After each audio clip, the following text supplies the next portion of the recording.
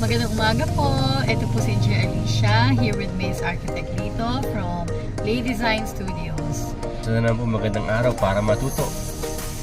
Nandito po kami para magbigay sa inyo ng isang naman construction tips. Ito kasi talagang nagtatanong kung ano pong unang kailangan gawin. Secure your design first. Hire an architect. And ang kagandahan po, pag meron kang design, yan na rin po yung pwede mong gamitin para pagbasihan ng estimates ng mga contractor.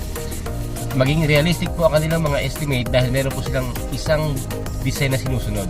Hindi po guesstimate, hindi po hula-hula, at hindi po tansyahan.